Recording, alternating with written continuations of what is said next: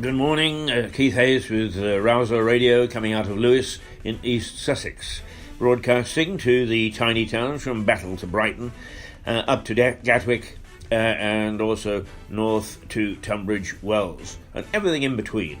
But because we're the World Wide Web, we're very happy for those people that we know in various parts of the world that tap in, that either listen or half listen, or yell at us or whatever.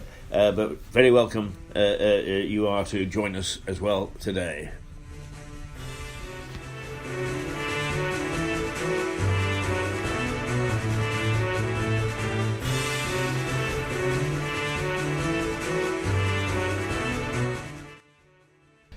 It's Friday morning, March the 1st, so we kick off a new month and say goodbye to the old one. My goodness me, though, didn't that go quickly? It just seems as a matter of fact that the whole year, as usual, seems to be going quickly. Here we are at the end of February. March will be at the end of the first quarter. And yesterday only seemed to be New Year's Day when we were making all those new promises of how we would forge ahead. I've kept one or two of them. I don't know that says much. The idea, though, that time goes by very quickly, it can be a bit frightening the older you get. Particularly when you have friends and relatives and so on who begin to drop off the perch, and you realise that perhaps you've got a limited amount of time to do the things that you want to. Good old Jack Nicholson and his bucket list. I have my bucket list. It's probably a bit beyond my checkbook at the moment, but I would like to go back to some of the places that I've had very good times at, where people have been good to me and yet I've been doing some good work. Kosovo particularly I'm very fond of, and I'm really so sorry to see that in governance terms it's going downhill. That is sad. The fact of the matter is, of course, is that power brokers are power brokers are power brokers the world over. And where there's some sort of a vacuum, that's when people jump in and start to use government and governance for their own particular uses. And that seems to be happening in Kosovo. Very sad. And to be quite honest with you, the sort of things that the EU do are pretty useless to fight it. But they don't want real people there, you know. They don't. I mean, I've got a friend who's he was a very, very senior judge.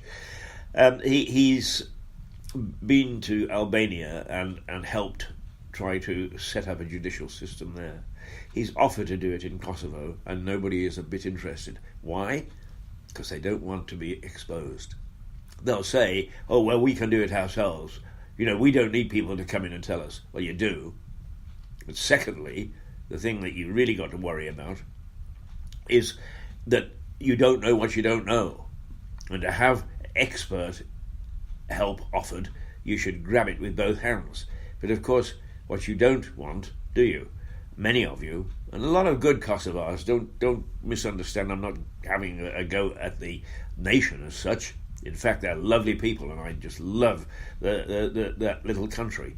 But some of the people who govern it really don't want a little bit of ground dug up by an outsider in case it shows where the worms are. It was true when I was there, the beginning of 2000. The noughties, was it? Yes, the noughties. And from what I can gather and looking at it from a distance, it's the same now.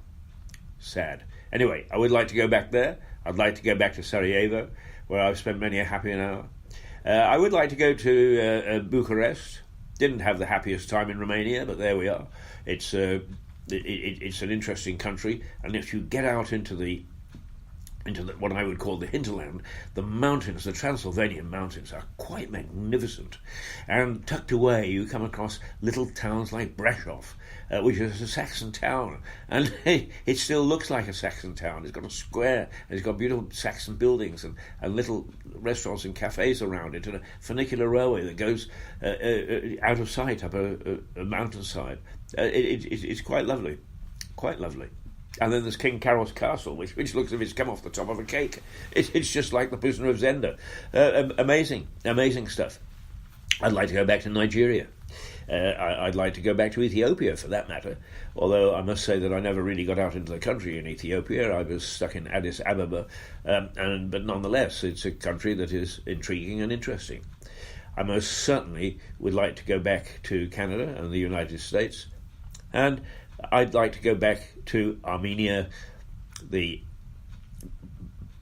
Baltics, other Balkan countries, that whole area, as well as a couple in the Middle East, particularly Jordan, where once again I spent some happy times in Jordan. And in fact, the King Hussein Club became our works canteen, and we managed to twin it with a club in London, and so there is a nice happy association, and you make those associations not only with people but with institutions as you go around the world. Oh dear, I'm rabbiting on, aren't I? Why don't we have a little music, because it's Friday. It is, isn't it? It's Friday. Something to brighten us up, I think. There's an 8-year anniversary. Let's have an 8-year anniversary, shall we?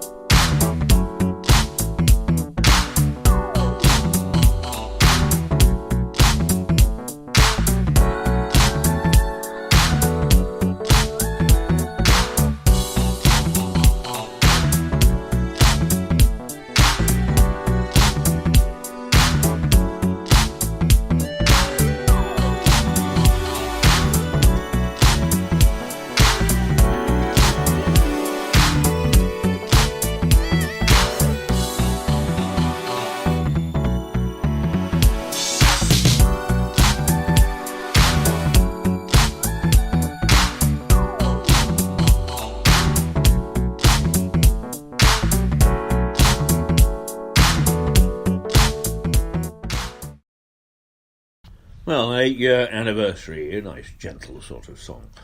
And perhaps we need a gentle sort of song while I'm ranting and raving on a Friday morning. Last thing you want before you go to work on a Friday. However, one of the things that we have been ranting and raving about during this week is local governance. And I'm not very happy about it. And what we've done is we've stirred up a wee bit of a storm. We've got 1 or 2 politicians joining in now. That's not very many, is it, when you consider that we've got 40 or so representing the district. But at least we've got something stirring and people jumping in and giving their views. And they're not always the views that you want to hear. But the point is, we need debate. And it's not taking place in the council chamber. That's for sure. If you can call it a chamber. It's a bit of a dull, awful room, actually, without any atmosphere whatsoever. No wonder the executive can twistle around their little finger, and no wonder the leader can pull a string and everybody stands up and does the same thing without dissent. If that's party political governance, let's get rid of it.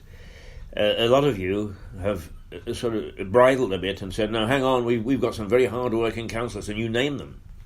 And I'm sure that that's absolutely right. There are very hard-working councillors. Not sure they're right. There are very hard-working councillors. The point is, if they can't actually make the contribution that they should be making as individuals, there's no point in them being there, no matter how hard-working they are, how nice they are, how good they are, how awesome they are, how decent they are, and how ethical they are.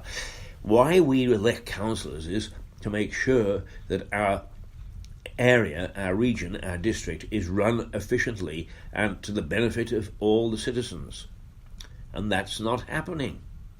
It's not happening. I'm sorry, you can defend all you want, your local councillors, but it is simply not happening. And that's what we've got to push for.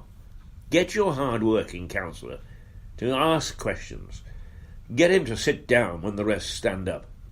Get him to stand up when the rest sit down, if in fact that's how they feel.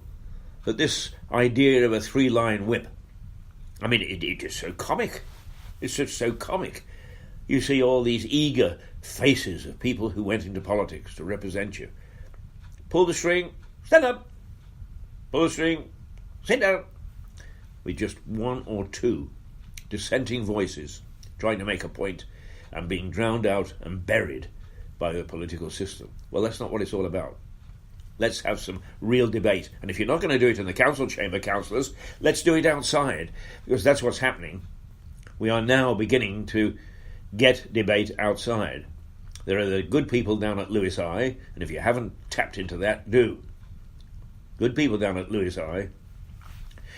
There are some good people in the various groups, from Battle through to Newhaven, Seaford, Eastbourne, you name it, Lewis, Hailsham, Pevensey, Uckfield, Tunbridge, I hope. I haven't seen theirs yet.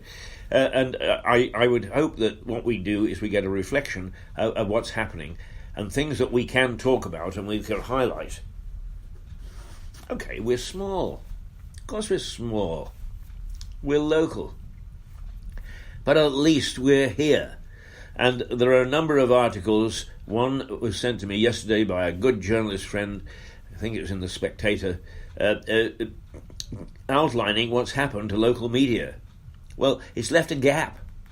And that gap, our political system, our political masters, if you want to call them that, because they're far from thinking of themselves as servants, have jumped in and they've exploited that gap so that they're doing more or less what they want to do and what they take no account whatsoever whether they think that we want them to do. And I cited, I go and talk to my own little group early in the morning at having coffee. We have a very quick chat, but they agreed with me that somebody like Ken Clarke, he's been around forever, and he does absolutely no favours to the political system by getting up in the House of Commons, which he did a couple of months ago, and saying, hey, listen, the electors, the voters, they don't understand what it's all about. They should leave it to us. We know what it's all about. Well, Ken, he's lived in a political bubble for 30 years. He hasn't a clue what's going on the outside. They're too busy looking after their subsidised bars and their subsidised meals and the fact they can flip their houses and they can put this on expenses and that on expenses, which the rest of us can't do to begin with. But the rest of us are fighting on a daily basis, how we will pay this and how we will pay that. Are we going to get paid? What happens if somebody doesn't pay us? We're a nation of small shopkeepers, so-called, and that's being eroded. Where do these people get off on telling us that we don't understand what life is all about? That's what it is. And they do, when they live in a bubble. Well, that is transcended from national governance down to local, and it shouldn't happen. It should not happen. Although in the case of Lewis District Council, what they're doing is they're making sure we don't know what the hell's going on. And God bless the people at Lewis Eye, because they really do probe. I'm not going to ask them how they get some of that information, but it's good. And if you get a chance, look at it. Oh dear.